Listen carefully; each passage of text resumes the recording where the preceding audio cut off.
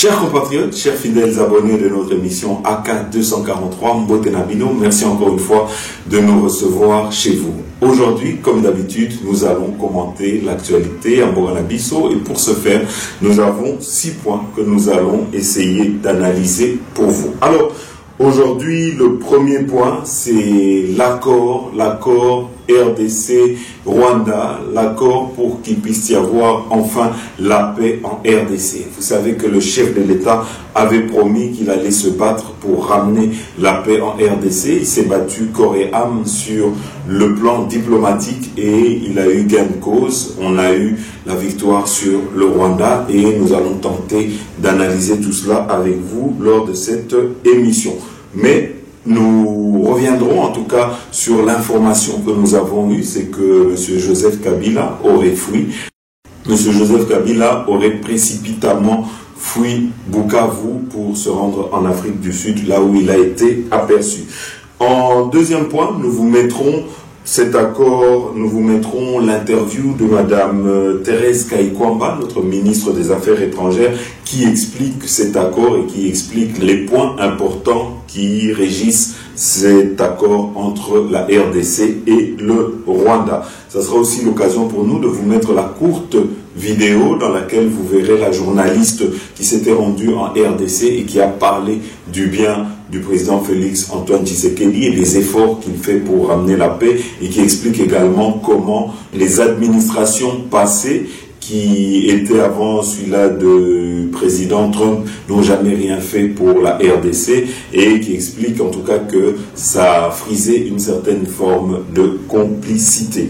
Alors, en troisième point, nous reviendrons sur les changements et les réactions à la limite bipolaire de certains de nos opposants, parce que aujourd'hui, vous savez que beaucoup d'entre eux avaient combattu qu'il puisse y avoir cet accord. Ils ont été partout, ils ont payé des lobbies pour essayer de faire croire et mettre dans la tête des Congolais que le président Félix Antoine Tshisekedi avait vendu le pays. Alors, on se demande comment est-ce que le pays a été vendu plus que ce que Joseph Kabila avait déjà vendu aux Rwandais. Alors, une chose est sûre, c'est qu'aujourd'hui, c'est les mêmes qui font marche arrière et qui sont en train de féliciter cet accord. Et donc, ça met leurs sympathisants dans le flou parce que dès qu'il y a eu signature de cet accord, nous avons vu leurs sympathisants en train d'attaquer le chef de l'État avec leur slogan habituel « Le pays a été vendu » et aujourd'hui eux-mêmes sont en train de faire du rétro-pédalage, sont en train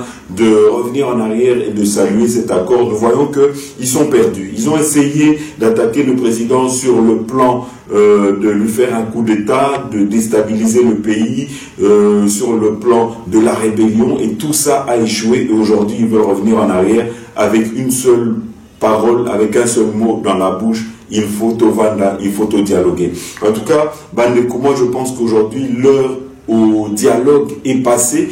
L'heure au dialogue avec les vrais Congolais, avec les vrais patriotes qui n'ont pas pris les armes, oui, mais ça ne doit plus être un dialogue avec ceux qui prennent les armes, avec ceux qui veulent imposer leur façon de voir ou qui veulent imposer cela par la force en prenant les armes.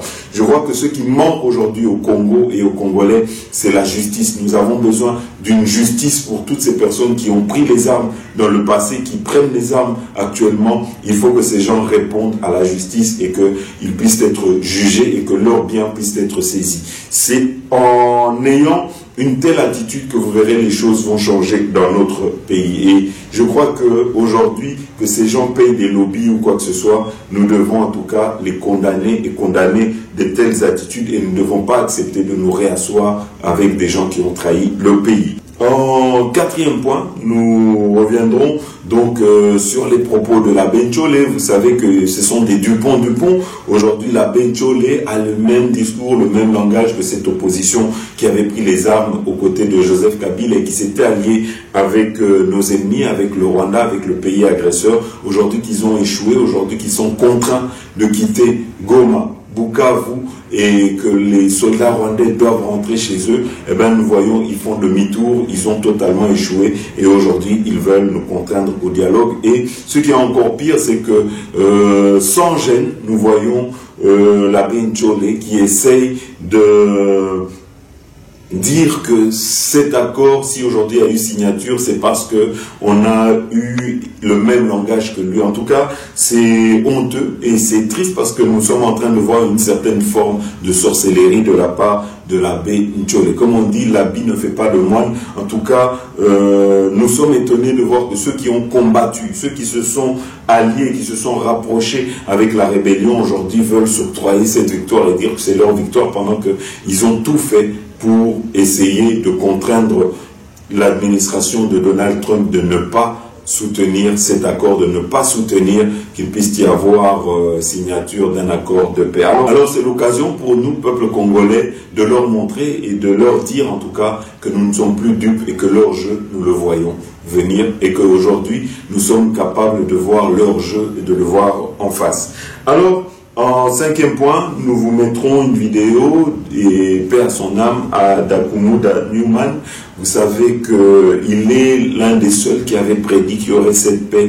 Il lui avait donné la date du 28 juin à un jour près. En tout cas, il avait donné ça de son vivant et c'est ce que nous sommes aujourd'hui en train de constater. Alors, nous terminerons notre émission avec un message de l'abbé Kanda, qui est abbé de Mbujima et qui va donner un conseil au peuple congolais. C'est qu'aujourd'hui, il faut arrêter de mettre du tribalisme dans nos discours et dans les messages que nous voulons donner. En tout cas, si nous voulons nous attaquer au président Tshisekedi, il ne faut pas voir l'attribut du président, il faut voir l'individu du chef de l'État, Félix Antoine Tshisekedi.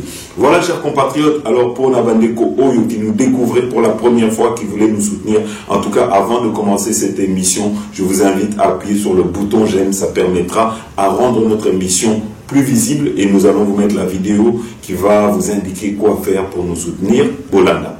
Chers compatriotes, vous n'êtes peut-être pas encore membre de la grande famille de tous les abonnés de RDC Source Info, pas de panique. Il n'est pas trop tard, je vous invite à appuyer sur le bouton abonner.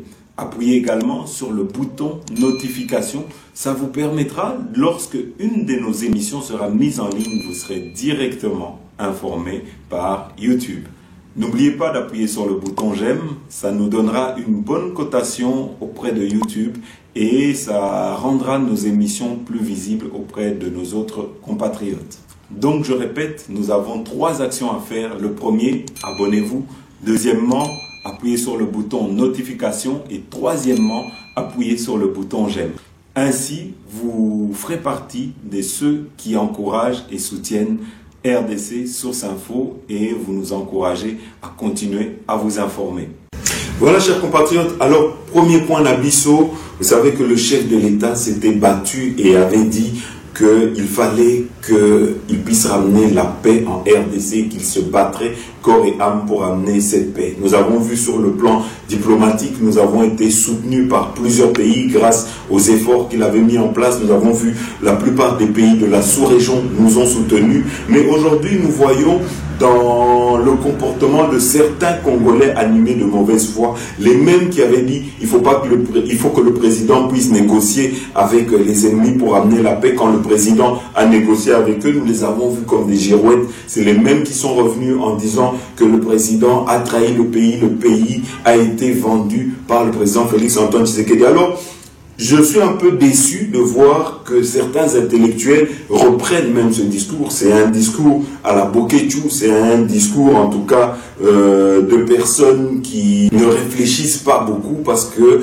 aujourd'hui nous savons tous qu'il n'existe pas un marché dans lequel on peut aller avec un pays et le vendre. Ça n'existe pas jusqu'aujourd'hui, il n'y a pas un pays où on peut le vendre. Mais nous nous souvenons des paroles du président Félix Antoine Tshisekedi. Il avait dit ceci, c'est que il ferait tout pour ramener la paix et il allait se mettre sur la table avec son voisin qui nous agresse pour savoir qu'est-ce qu'il veut, qu'est-ce qu'il faut que nous puissions lui payer pour que la paix revienne, pour qu'il arrête de tuer le peuple congolais. Si vous vous souvenez de ces paroles, il l'avait dit clairement. Et autre chose, c'est qu'il avait dit également qu'il ne va pas vendre le pays, qu'il s'assurerait toujours que nous puissions toujours avoir l'avantage dans les négociations, et je crois que c'est ce qui s'est passé aujourd'hui. Alors nous allons vous mettre les paroles du président qui revenait là-dessus, qui était en train déjà de nous dire qu'il fallait qu'il se mette sur la table avec le Rwanda, parce que c'était le Rwanda qui est derrière le M23. Nous voyons des analystes aujourd'hui qui ne comprennent pas grand-chose, qui essayent de dire ça va être difficile à mettre en œuvre, on ne comprend pas par où ça va commencer, mais si ça commence par le début, c'est le retrait de l'armée rwandaise. C'est pour ça que, comme je vous ai annoncé, Joseph Kabila a fui parce qu'aujourd'hui, il est conscient que l'armée rwandaise va se retirer et que les jeunes qu'ils ont mis en place ne vont pas se battre contre l'armée congolaise et que tous ces jeunes qu'ils ont recrutés de force vont se retourner plutôt contre eux. Et donc aujourd'hui, on peut le dire, c'est déjà la fuite, c'est la fuite dans le camp des adversaires. Et beaucoup d'entre eux sont en train de négocier pour plutôt avoir des compensations pour déposer les armes. Et comme on vous a dit, beaucoup seront cantonnés. Ceux qu'on pourra vérifier que ce sont des Congolais, qui n'ont pas des crimes, qui ont les mains propres, en tout cas, ils pourront être réintroduits dans notre armée. Mais encore, il faudrait que ces gens-là, on puisse prouver que ce sont des Congolais. Et autre chose, c'est que ici, aujourd'hui, il faut savoir que ça ne sera plus à la façon de Joseph Kabila, parce que Joseph Kabila, il avait pris l'armée rwandaise, avait pris les généraux rwandais et il les avait infiltrés dans l'armée congolaise. Or, ici, beaucoup d'entre eux seront dans ce processus de PDRCS qui servira plutôt à les réintégrer ou bien à les démobiliser et pour que beaucoup d'entre eux puissent reprendre la vie civile. Alors ici, nous vous mettons les propos du chef de l'État Félix Antoine Tshisekedi Bolanda. C'est une déclaration de principe, c'est vrai, c'est un pas dans la bonne direction, la direction que j'ai toujours souhaité imprimer dans mon pays. Et cet engagement, je l'ai pris devant mon peuple et je le tiendrai jusqu'au bout. Je ramènerai la paix, mais la paix véritable et définitive. Après ce que vous êtes en train de voir, il n'y aura plus de problème d'instabilité en République démocratique du Congo. Ça, c'est mon vœu et mon serment à la fois. Et je n'en dirai pas plus, vous comprendrez pourquoi, parce que évidemment, je respecte les initiatives prises par nos partenaires. Je vous donne simplement rendez-vous le jour où cette paix deviendra réalité. Voilà, je vous remercie. Preuve, le cas de l'Angola, poser la question au président angolais, qui m'avait aussi demandé cette autorisation d'entrer en contact avec le M23, parce qu'il savait que moi je ne voulais pas discuter avec eux. Je lui ai dit, président, faites-le, mais vous me donnerez raison, vous verrez très vite que ces gens sont des pantins du Rwanda. Ils ne continueront pas cette discussion, parce qu'ils savent que vous allez découvrir que derrière ça, ce sont des Rwandais qu'il y a. Pas beaucoup. J'ai vu quelques Congolais irresponsables qui ont osé dire, oui, mais on a vu le M23, il n'y a que des Congolais là-dedans. Tant pis pour eux, l'histoire les jugera un jour. Mais je peux vous certifier que le M23 n'est pas congolais. Mais voilà pourquoi d'ailleurs ils refusent d'aller en cantonnement. Parce qu'ils savent que quand ils seront cantonnés, nous allons demander l'identification de tous ces gens. Joseph Kabila, n'en parlons pas. Lui, il a carrément boycotté les élections et prépare une insurrection. Parce que l'AFC, c'est lui. Donc, dites-moi, je fais quoi? L'AFC collabore avec le Rwanda contre la République démocratique du Congo. Je n'ai absolument pas l'impression que l'opposition qui a pris les armes, qui a fomenté avec le Rwanda ce coup contre la République est dans son bon droit. D'ailleurs, la preuve, c'est que les vrais commanditaires se cachent. Et le vrai commanditaire de cette opposition, c'est mon prédécesseur, c'est Joseph Kabila. Mais il ne l'avoue pas, il n'assume pas ses actions. Voilà. C'est là que le président a décidé, l'ancien président a décidé de se prendre en charge. Les objectifs de la rébellion sont les mêmes que ceux du président Kabila. Le président Kabila a dit, sans le cacher, dans son discours, que au point numéro 1 d'ailleurs de son plan de sortie de crise, qu'il fallait mettre fin à la dictature et à la tyrannie. Mais comment expliquer que celui qui a défait cette rébellion en 2012-2013 puisse aujourd'hui avoir le même objectif que cette même rébellion? Le nom peut être le même, hein? M23, pour ce cas précis. Mais les objectifs sont différents, nous l'avons dit. Les objectifs qu'avait le M23 en 2012-2013 ne sont pas les mêmes qu'aujourd'hui. Voilà, chers compatriotes, alors cet accord, beaucoup ne comprennent pas qu'est-ce qu'il ressort de cet accord, de quoi parle cet accord et comment tout cela va se mettre en application. Ici, nous allons vous mettre les propos de Madame Thérèse Kaikwamba qui explique très bien comment tout cela s'est passé. Vous devez savoir que aujourd'hui, grâce à cet accord, aujourd'hui que le Rwanda a été démystifié, aujourd'hui que leur manipulation a été démontrée à la face du monde, que c'est eux qui agressent le Congo puisque c'est avec eux que nous avons signé cet accord de paix. Vous devez savoir que dans les années, dans les mois à venir, il y aura maintenant le processus normal de la justice qui se mettra en place pour juger les personnes qui seront coupables d'avoir tué et d'avoir fait couler le sang du peuple congolais. En tout cas, l'avenir de M. Corneille Nangaa et de ses amis et de ses acolytes, je ne le souhaite pas du tout. Alors ici, je vous mets les propos de Mme Thérèse Kaikwamba. Bolanda. Justement, lors de la conférence de presse aujourd'hui au bureau Oval avec le directeur, avec le président Trump, j'ai une question sur le désengagement qui a été posée durant cette conférence et c'est par rapport à la position du Rwanda.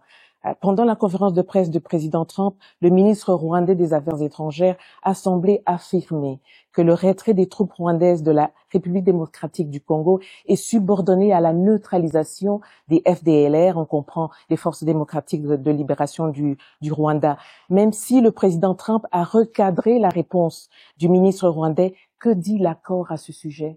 L'accord est très clair. Quand il s'agit de la question du désengagement des forces, l'accord se réfère au CONOPS, au concept d'opération, qui a deux volets principaux dont l'exécution doit se faire de manière concomitante. Le premier volet, et ces deux volets prennent en compte les préoccupations sécuritaires des deux pays, de la République démocratique du Congo et du Rwanda.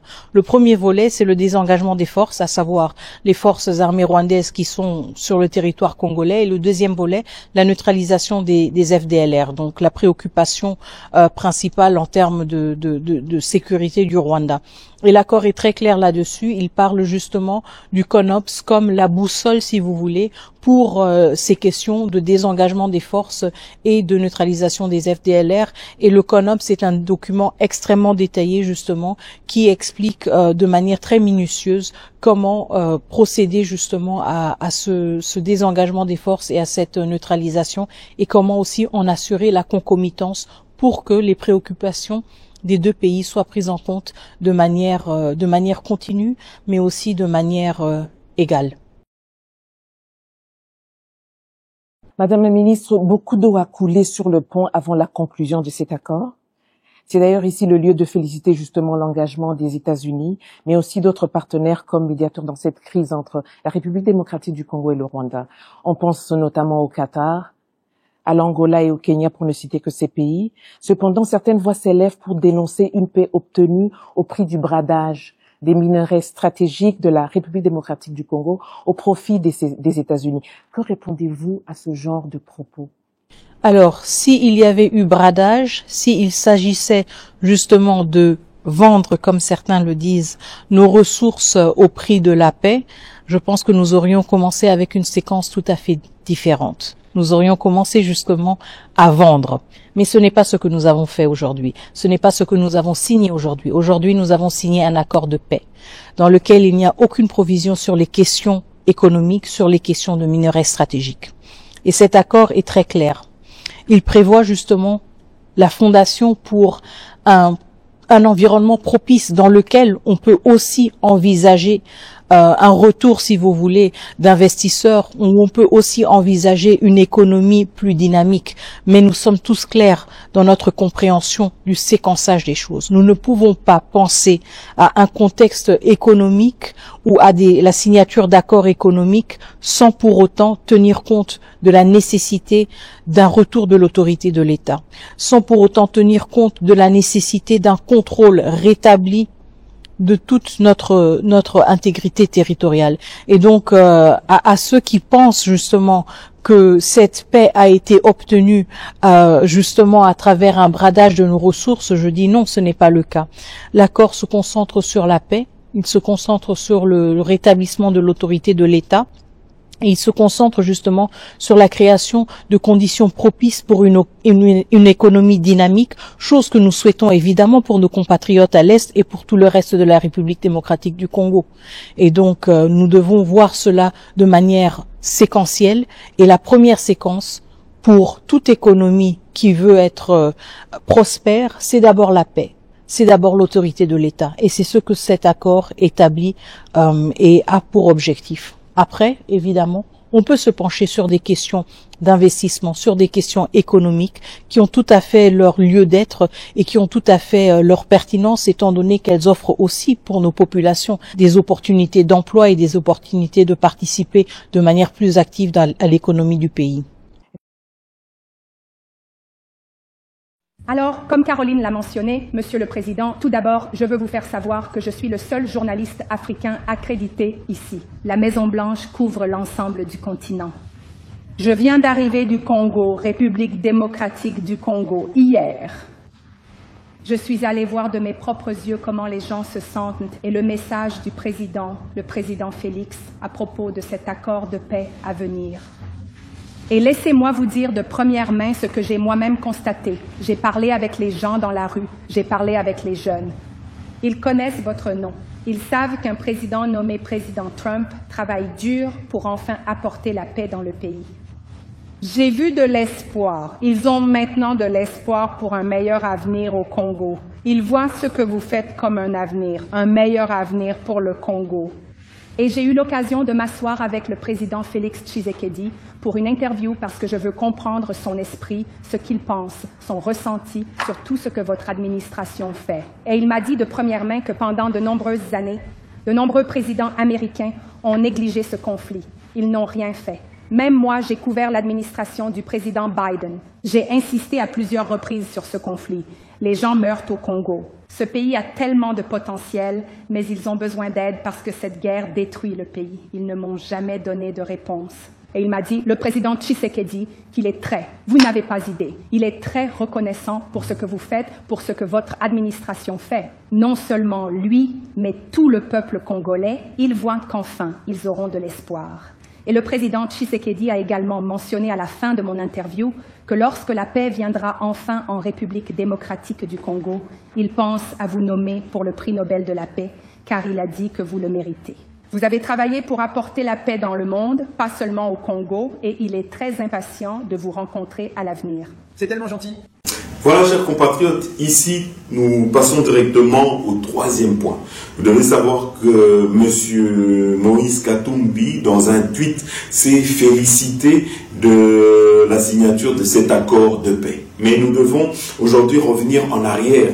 Nous devons aujourd'hui analyser quels ont été les propos du porte-parole de M. Moïse Katumbi, qui a soutenu le Rwanda pendant que nous étions agressés, qui a demandé que l'on ne puisse pas, et c'est très grave, qu'on ne puisse pas sanctionner le Rwanda. Il s'est même battu pour qu'on puisse plutôt sanctionner le régime du président Félix Antoine Tshisekedi. Ils ont été jusque dans les plateaux pour dire qu'il n'y avait plus de minerais au Congo et que c'était une tromperie du gouvernement de Félix Antoine Tshisekedi, qu'il ne fallait pas signer cet accord. Mais aujourd'hui, revirement de situation, comme ils savent si bien le faire, aujourd'hui c'est eux qui sont en train de s'accaparer de cet accord et en train de dire que c'est grâce à eux qu'il y a eu cet accord et qui se félicitent de cet accord. En tout cas, c'est en train de montrer une certaine sorcellerie. Alors ici, nous allons vous mettre l'analyse de notre ami et collègue Camille Mukendi, qui analyse très bien, en tout cas, ce revirement de situation de ces personnes-là. Voilà. Non. Les politiciens sont de mauvais. Je vous dis que les politiciens sont de mauvais. Donc, ils ne cherchent que là où il y a leurs propres intérêts. Aujourd'hui, mes chers amis, Moïse Katumbi, après avoir combattu cet accord avec le prêtre de la Cinco. Aujourd'hui, Moïse Katumbi et le prêtre de la Cinco viennent de saluer l'accord. Moïse Katumbi n'a prêtre à Cinco viennent de saluer cet accord. Boyoka tweet ya Moïse Katumbi. Vraiment, faut l'attendre la binon. Moïse a commis boy. Et nulle part, hein, nulle part, il mentionne sur son tweet le nom de chef de l'État Félix-Antoine Tshisekedi. Bon temps, ma commune. Peuple congolais. Boyoka tweet ya Moïse Katumbi. Je salue le président Donald Trump, dont les efforts de médiation ont permis la signature à Washington de l'accord de paix entre la République démocratique du Congo et le Rwanda. Cet accord ouvre enfin une lueur d'espoir pour l'Est de notre pays, longtemps meurtri. Depuis des années, nous ne cessons d'affirmer que la paix véritable ne se construit ni avec les armes, ni dans la violence. Bon, Nasukika Nanoana. Mais Moïse Katumbi, ils sont aux États-Unis avec Kikaya Karoubi pour combattre, bloquer cet accord. Et voilà maintenant Moïse Leloyo, à ça qu'on applaudir accord Oyo. Est-ce que peuple congolais, et puis nulle part n'a pas tweet nulle part ni la Cinco. Donc nulle part ni la Cinco va reconnaître effort le chef de l'État Félix-Antoine Tshisekedi Assad. Bah boy correct un autre ango. Que ce soit la Cinco, que ce soit Moïse Katumbi, mais il salue l'accord. Mais le même accord au Bango va combattre, le même accord au Joseph Kabila a tindaki Kikabin Karoubi. Na États-Unis, na Moïse Katumbi. Ba fouti ba lobbyiste pour la bloquer accord oyo. Donc pour moi que niveau ya mutema mabe oyo ezali na ba politiciens congolais na biso. Donc le problème ezali nini? Le problème ezali que donc ba lingi te kaka. En fait, ils ne sont pas contre l'accord. Le problème ba lingi te que l'honneur et là, Félix-Antoine Tshisekedi. C'est ça leur problème. Même la Cinco. L'air basolo basiko que non, voilà, maintenant, accord oyoyo, et outil aussi là, et siko va faciliter bisotage, et maintenant nous devons faire l'accord à l'interne, donc leur problème, donc problème de qui était que, honneur, et il y a la Félix-Antoine Tshisekedi. Ce qu'on peut que non, c'est si aujourd'hui nous avons la paix en République démocratique du Congo, c'est parce que tous les acteurs politiques se sont mis ensemble avec la Cinco. Donc la victoire ici n'appartient pas à une personne. Voilà la haine. Mais cette personne-là, vous l'avez combattue pour le même accord. Et la Cinco, c'est comme ça que, bon, ce que les c'est parce que tout le monde, ce n'était pas Tshisekedi seul, c'est parce que tout le monde a mis sa volonté et on s'est mis tous ensemble et voilà, maintenant nous avons la paix. Pourquoi cette haine avec le fils d'Abraham? Pourquoi cette haine envers le fils d'Abraham? Celui qui est en train de se combattre, qui est en train de se battre jour et nuit pour que la paix et zonga na bana est. Bien, vous devez savoir, le président Félix-Antoine Tshisekedi ne cherche pas l'honneur. Le président Félix-Antoine Tshisekedi ne cherche pas le triomphalisme. Le président Félix-Antoine Tshisekedi cherche à ce que le Congo puisse revenir aux Congolais et que les enfants de l'Est aient la paix. Kimia et Kotana Est, Ezala, Lelo Oyoyo, Mboka Oyoyo, visite, Oyo, et Kokubatubaya comme ça, la tourisme, et que calme et Kota, Montana Montazo Ananda Kunae. Même ce qui ne vous reconnaître été. Nzambe, Oyoyo, Félix Antoine Tshisekedi, Abondelaki, et Kolo Oyabiso. À reconnaître en haut. Toyoka Jean-Pierre Bemba. Au moins lui, il reconnaît ça. Écoutons. La chance que nous avons aujourd'hui, c'est d'avoir ce président, Félix Tshisekedi. Pourquoi? Parce qu'il est celui qui s'est levé contre le Rwanda. Contre le Rwanda, contre Paul Kagame. C'est celui qui a fait condamner et fait mettre des sanctions contre le Rwanda. Et c'est celui qui est en train d'arracher cette indépendance, cette colonie dans laquelle on nous avait mis, et réduit ce peuple à l'état d'esclavage.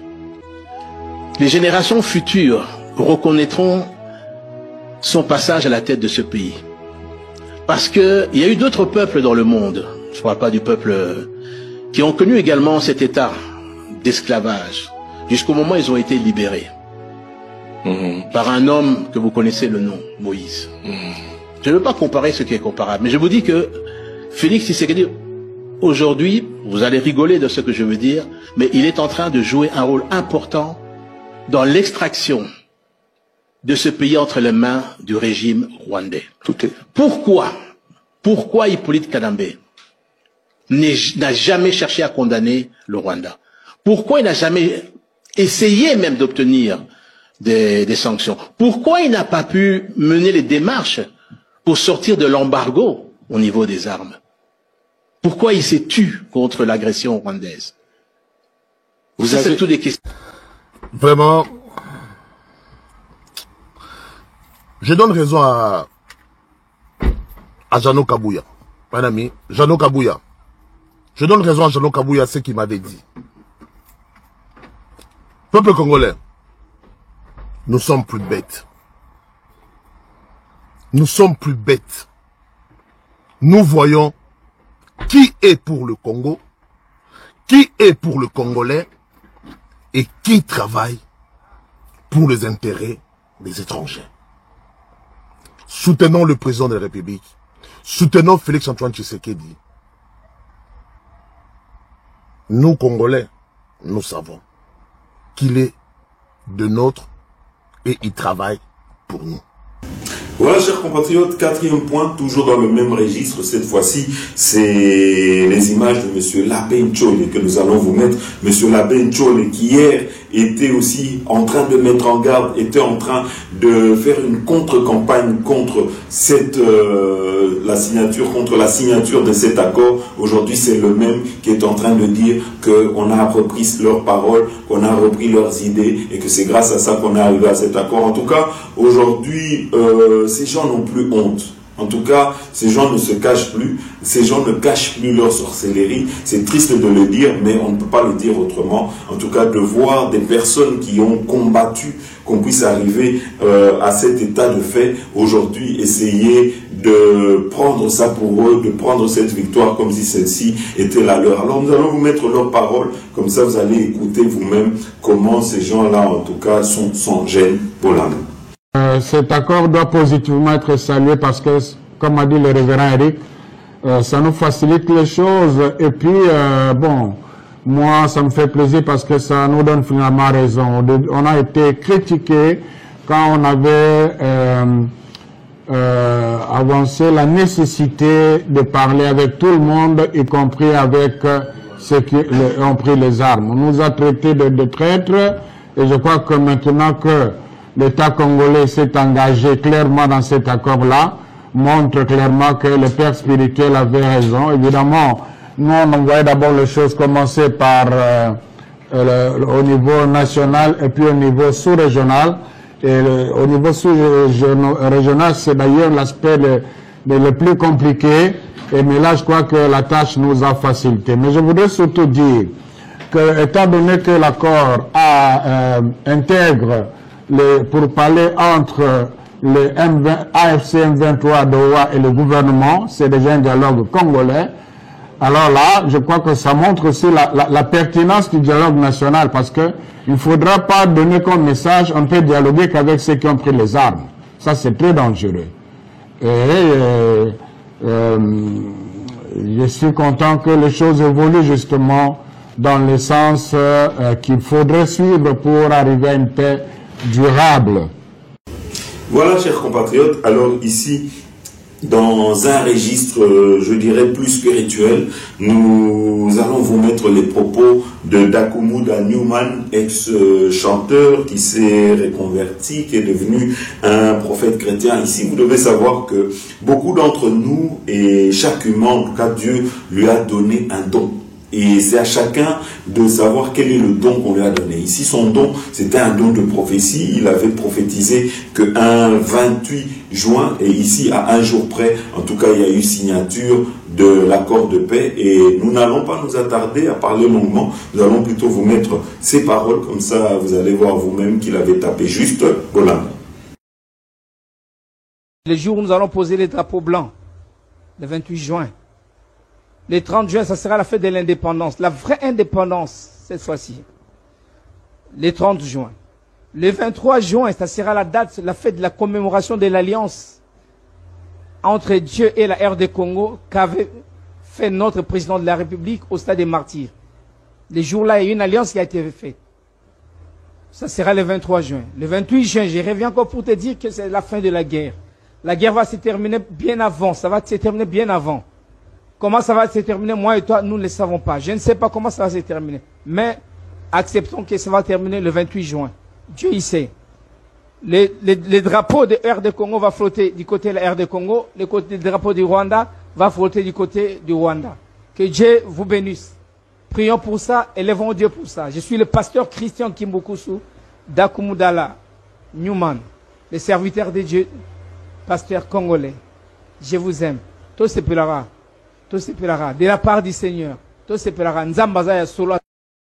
Voilà, chers compatriotes. Alors, dernier point d'abisso, c'est le message de notre frère, l'abbé Kanda, abbé Blaise Kanda, qui aujourd'hui a eu un sermon pour le peuple congolais qui souvent sont en train de confondre Félix Antoine Tshisekedi avec sa tribu, alors que nous savons que cette tribu aujourd'hui, on peut dire le Kasaï aujourd'hui, fait partie des provinces les plus abandonnées ou qui sont le plus en retard de construction et de développement, mais on attribue chaque fois la gouvernance du président au Kasaï en disant qu'ils se sont accaparés de tout, pendant que nous savons qu'aujourd'hui, si nous pouvons parler de la gouvernance du président Tshisekedi, c'est une des gouvernances dans lesquelles toutes les tribus se retrouvent. Nous retrouvons, que ce soit de Vital Kamerhe et de Samanou Konde dans l'armée, que ce soit les Katangais dans la police, que ce soit encore une fois le Katanga, en tout cas, tout le monde se retrouve, que ce soit les Gilwando, que ce soit les Didier Boudimbo, en tout cas, ou les Jean-Pierre Bemba, que ce soit les Mbosso Kodia, c'est que nous avons en tout cas toutes les configurations de toutes les ethnies et de toutes les tribus qui sont représentées au sein du pouvoir du président Félix Antoine Tshisekedi. Alors ici, nous allons vous mettre les propos de l'abbé Kanda Bolana. Si Nanga s'appelait Chiman Cornel, aujourd'hui, ce serait la faute. On critiquerait tous les Kassaïens. Mais Nanga, personne n'attaque sa tribu. C'est Nanga qui commet la faute. S'il y a quelqu'un qui critique Nanga, il s'arrête à Nanga. Si quelqu'un critique Kamerhe, il s'arrête à Kamerhe. Si quelqu'un critique Kabila, il s'arrête à Kabila. Mais quand quelqu'un critique Tshisekedi, il englobe les Baloup. Vous n'avez jamais remarqué ça? Vous n'avez jamais remarqué ça? La faute est commise par une personne. Ailleurs, non? Quand c'est quelqu'un d'autre, on va critiquer la personne. On ne cherche même pas à connaître sa tribu. Jusqu'aujourd'hui, je ne sais pas si quelqu'un d'entre nous... On sait peut-être que Nanga est de la province orientale. Mais la tribu, on ne connaît pas. Et pour qu'on la stigmatise, pour qu'on stigmatise sa tribu, non, on ne cherche pas ça. Mais quand c'est un Chimanga, on dit ça. Qui se débrouille pour connaître la tribu de Nanga? J'ai vu quelqu'un qui écrivait, quand j'ai fait la vidéo, oh, la vidéo est correcte. Mais les gens n'ont pas d'argument. Leur argument, c'est les tribalistes. J'ai fait la vidéo, j'ai dit, l'UDPS s'est battu 38 ans sans prendre des armes. Quelqu'un vient écrire là-bas. Je regrette vraiment de partager la même nationalité avec ces chiens. Moi, je suis un chien. Et lui regrette de partager. Parce que moi, je peux tenir un tel propos. Alors, ne cédons pas à cette tentation, mes frères. Critiquons les individus. N'allons pas aux tribus. Il n'y a personne qui a reçu de sa tribu l'autorisation de parler et de se comporter de manière légère, de manière impolie. Il n'y a personne qui a été mandaté par sa tribu. Quand tu parles là, tu as reçu le mandat de ta tribu pour injurer les gens. Non, comprends-toi bien. Ne parle mal d'aucune tribu. Critique les individus, laisse les tribus. Voilà, chers compatriotes, merci Nabino surtout au Bolanda Kibiso, merci pour la bande qui sont en train de nous soutenir, qui partagent nos émissions. En tout cas, merci Nabino surtout. À très bientôt.